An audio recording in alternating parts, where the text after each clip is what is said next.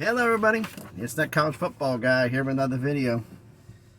Man, did we have some bowl games yesterday. Now, I was driving full tilt all day, so I didn't get to watch them, so I had a few of them DVR'd, and I've been sitting waiting here in Lancaster, Pennsylvania. Delivered my load that I had, picked up outside of Nashville, and delivered it to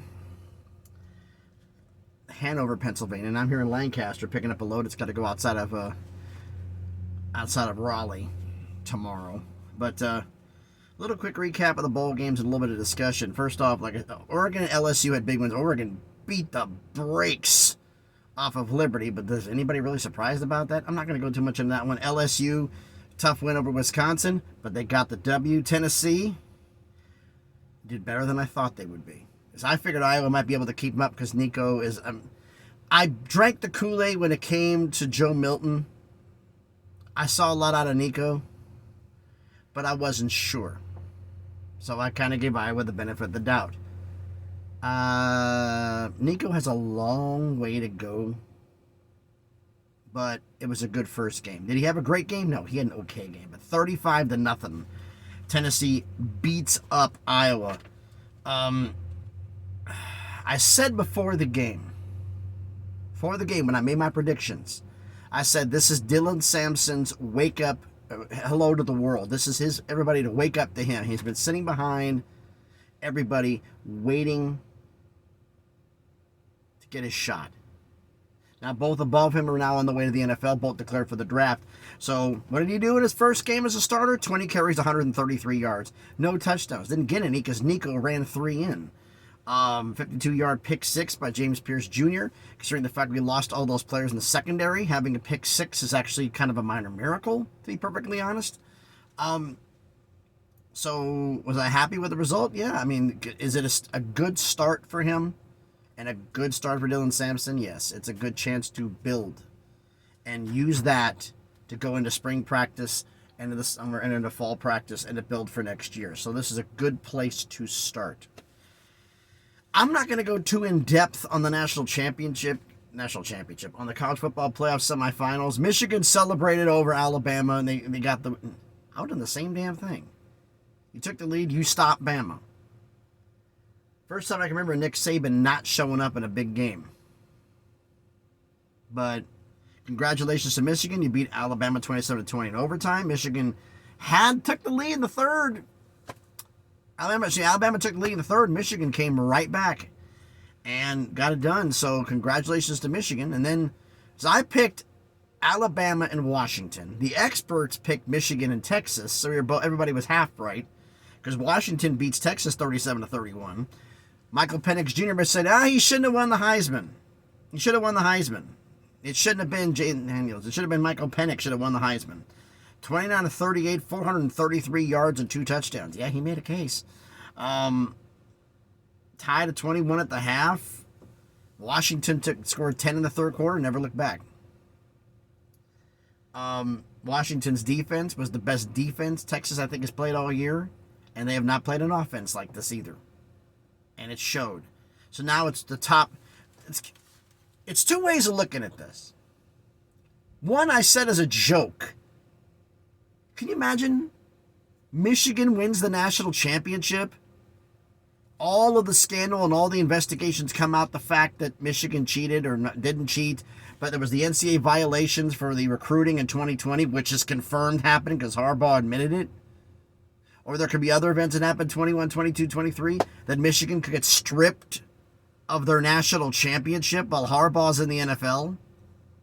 Could it happen? Or could the opposite happen? The team that finished, it was the second best team according to the playoff seeding, who is considered the fourth best based upon hype going into this, is better than Bama, is better than Texas, is better than Michigan. Washington wins the title as the underdog out of all 4 of these. Can Washington beat Michigan? Yes, they can. Michigan's got a phenomenal defense. Can they handle Michael Penix? That's going to be a question because everybody who's watched Washington all year, everybody knows he can light them up. Does Can Michigan beat Washington? Yes. Can Washington beat Michigan? Yes. This is going to be a hell of a game. This was the first semifinal where we didn't have a blowout. Both games are close. We have a championship game too. All three that way. The last year of the 4-team playoff was the first time we have 3 competitive games, and then we go to the 12-team playoff next year. Could happen very easily. I doubt there's going to be a blowout, but I'm going to do a prediction video on that later. Now, what does this mean for the future? Well, folks, the bowl games are done. The only game left is the national championship game. All the bowls are done. That means everybody else, except for Michigan and Washington, has to worry about next year. Does anybody have anything to worry about? Yep, because we still have more players in the portal.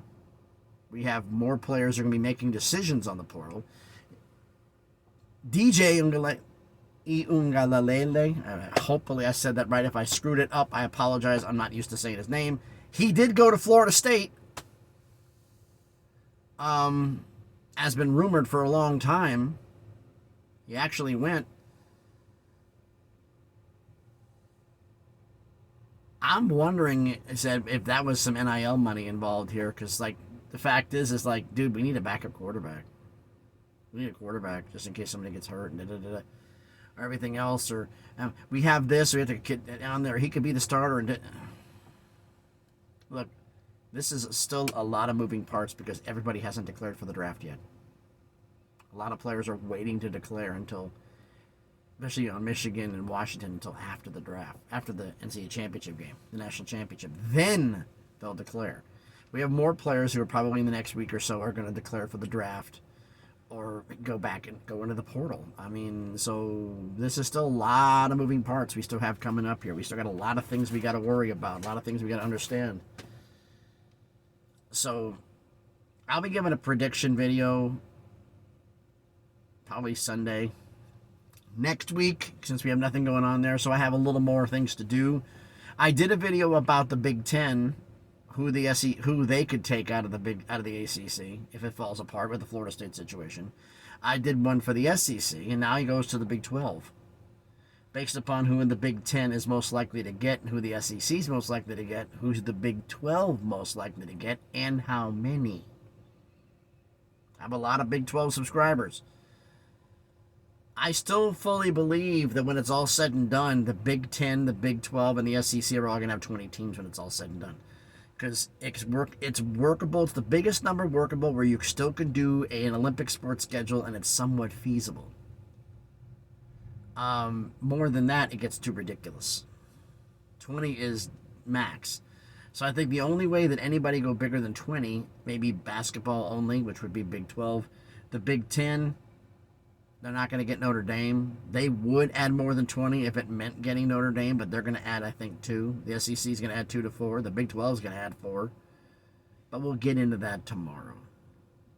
I'm working some notes on that right now. Hopefully this guy gets off the dock so I can get in here and get loaded and start on my way. It's only about a 6.5-hour drive, but still, like to get going.